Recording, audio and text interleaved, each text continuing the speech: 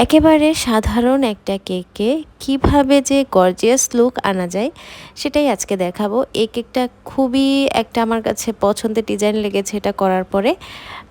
আর এই কেকটা ছিল ভ্যানিলা ফ্লেভারের।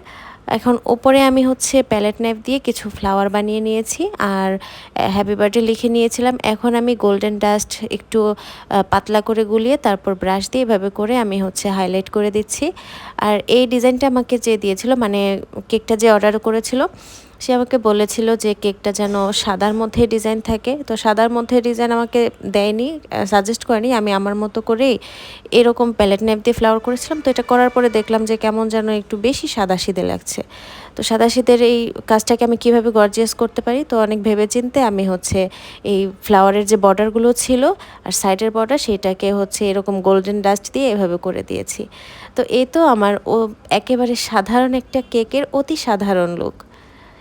কেমন লাগলো সবাই অবশ্যই জানাবেন। আজকে এ পর্যন্তই। আল্লাহ হাফেজ।